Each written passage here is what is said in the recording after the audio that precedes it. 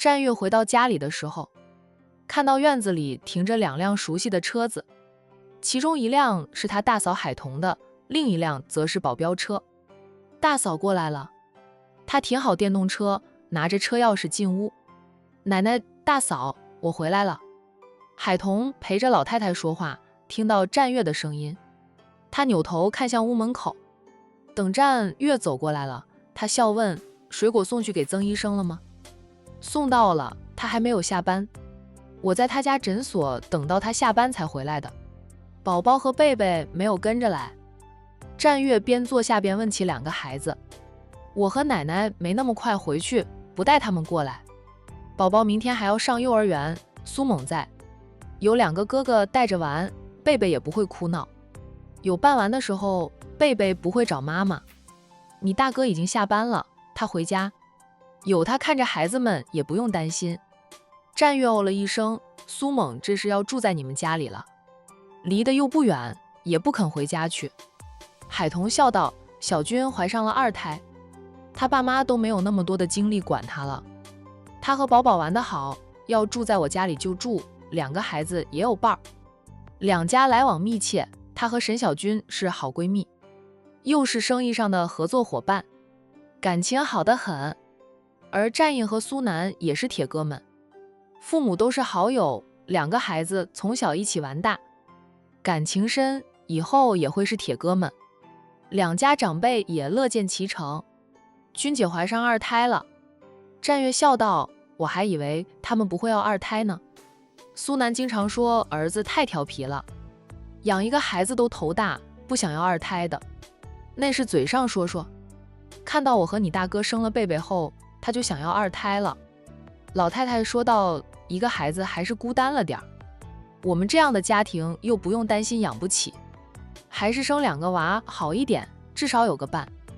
看宝宝和贝贝没有其他人过来玩，兄妹俩就有个伴儿，可以一起玩。他老人家是希望每个孙子都生2个曾孙给他，不过他不会催生，现在曾孙都有7个了，曾孙女也有1个，根本不用催生。小雅下班了，你不在曾家待久一点，等到她下班回家，你居然这么快就回来了。老太太说：孙子，你这样追妻，什么时候能追到手？要是我上，我1个月就能抱得美人归。战月笑：还好奶奶不是男的，否则还真没有女孩子能逃得过奶奶的手掌心。我还没有做好表白的准备。小雅似是怀疑了，我不好久留。海彤说道：表白需要做什么准备？爱他就告诉他，让他知道你爱他。他拒绝了再说，没有拒绝的话，你们自然而然就恋爱了，恋上一段时间，感情深了，结婚就是水到渠成的事。你和你大哥结婚的时候一点感情都没有。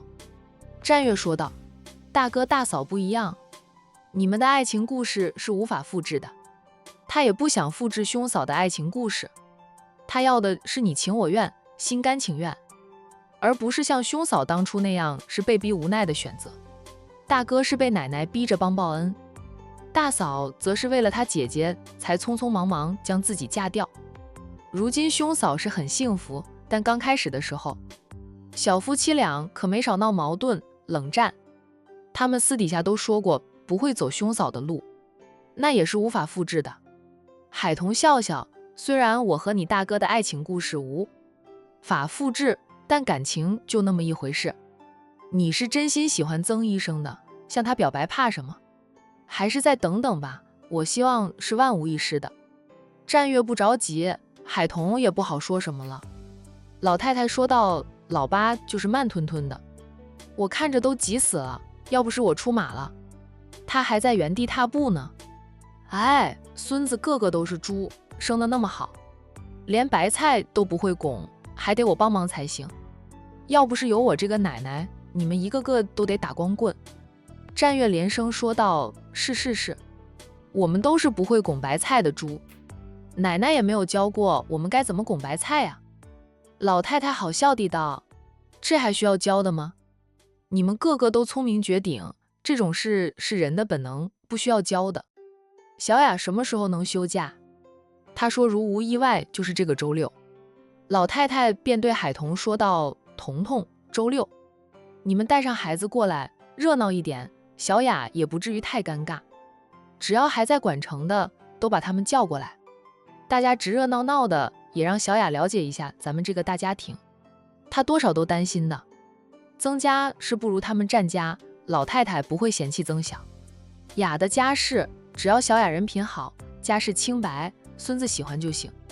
但小雅怕是会有心理负担，觉得差距大，会觉得她高攀不起战月，需要让曾小雅和海童等人混熟了，她真正走进了战家，了解战家人，才能打消小雅的担心。行，那我跟云初他们说一声，奶奶，我们这么多人，会不会吓到曾医生？他会不会更不好意思？海童怕人多了，反而适得其反。不会的，小雅又不是没有见过世面的人，她也好相处，你们又不是难相处的人。老太太相信自己的眼光，她一看曾小雅就喜欢。好吧，每个孙媳妇她都是一看就喜欢的。战月问奶奶，我到时候需要做什么？问完后，奶奶和大嫂都瞪着她。战月摸摸鼻子，讪讪的笑，当我什么也没有说。我知道该做什么了。说你是猪，你还真变成猪呀？老太太恨铁不成钢地戳了一下她的头。有时候我真能被你们气死，得亏我命硬，才没有被你们气死。我的命稍微软一点，能被你们气死几百回。战月陪着笑脸，奶奶说什么都是对的。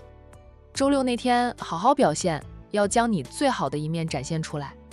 我们做的再多也没有用，还得你拿下小雅的心，让她爱上你才有希望。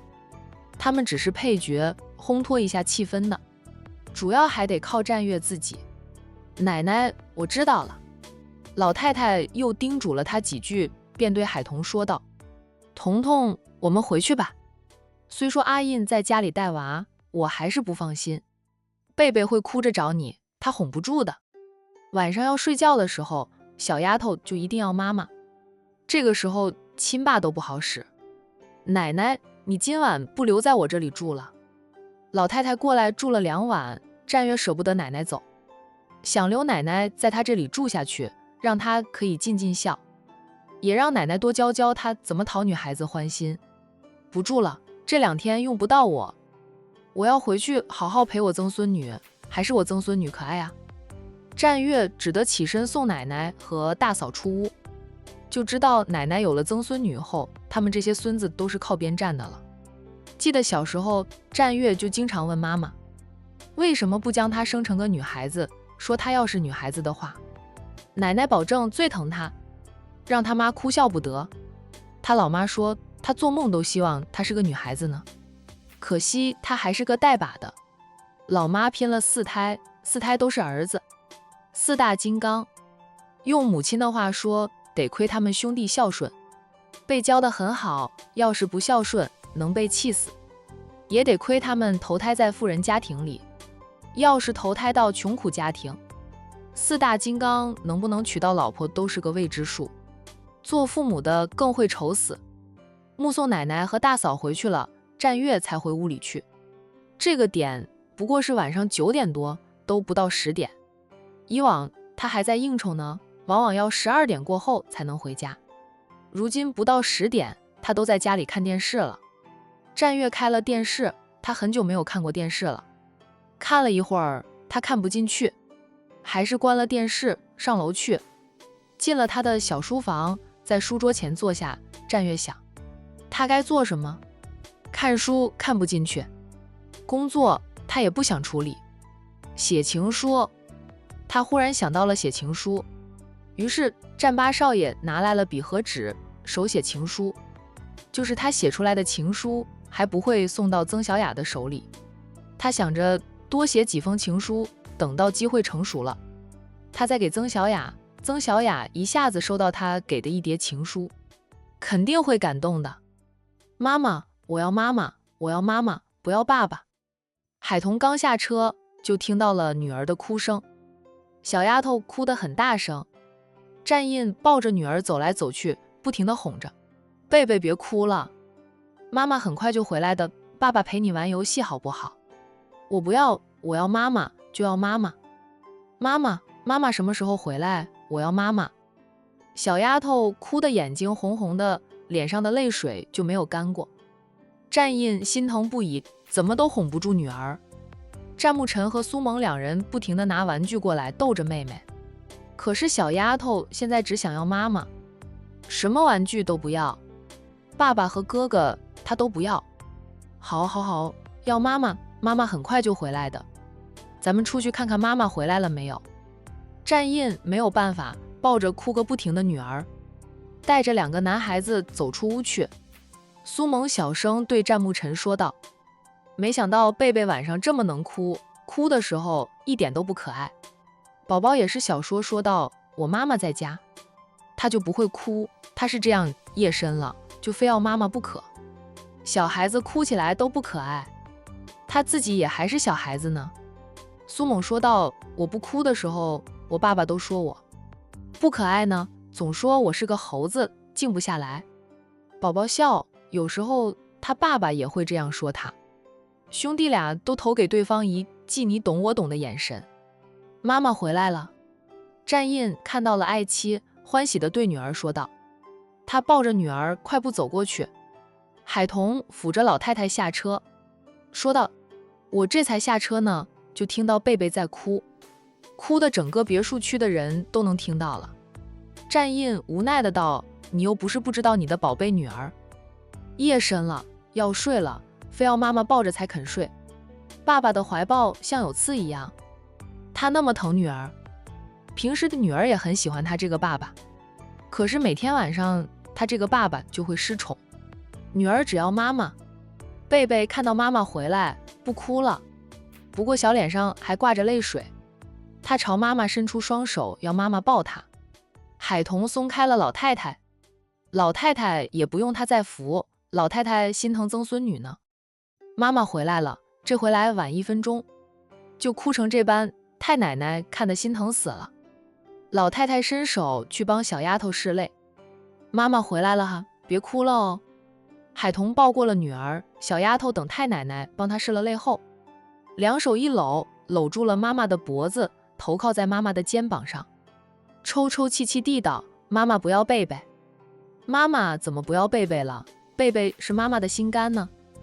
妈妈就是去了你八叔家里一趟，这不回来了吗？妈妈不会不要贝贝的，别哭了哈。哄了女儿几句，海童问丈夫，贝贝洗过澡了吗？洗过澡了，也喝了奶粉，就是不肯睡，要你抱着睡。海童抱着女儿，招呼着两个男娃娃一起进屋。战印则挽扶老太太跟着，以后去他叔叔家里还是带上他吧。哭成这般，声音都哑了。老太太心疼地道。海童说道，我出门的时候，他和两个哥哥玩得那么开心，我以为阿印回来了，他不会哭的。妈妈，小丫头软软地叫着，妈妈在，我爱妈妈，妈妈也爱你。小丫头搂紧妈妈，可能是哭累了，也可能是早就困，她闭上了眼睛。海童抱她上楼时，她已经睡着，他将女儿轻轻地放在床上。战印立即帮女儿盖上被子，小声说道，我怎么哄她都哄不睡，你一回来抱着她都不用2分钟就睡着了，她每天晚上都是这个点就睡的。你去看宝宝和阿蒙，让他们也赶紧休息，明天还要上学呢。战印俯下身去，在女儿的小脸上亲了亲，才坐正身子。他们应该回房休息了吧？嘴上那样说着，他还是起身走了出去，去了隔壁的儿童房。宝宝和苏萌准备休息了，看到爸爸进来，宝宝问，爸爸，贝贝睡了吗？睡着了，你妈妈一回来都不用2分钟他就睡着，你们俩也赶紧睡，明天还要上学呢。爸爸晚安。宝宝向爸爸道晚安。战叔叔晚安。苏萌也跟着说晚安。战印看着他们躺下，帮他们盖上了被子，才关了灯，走出去，轻轻关上房门。愿2个小家伙一夜好梦。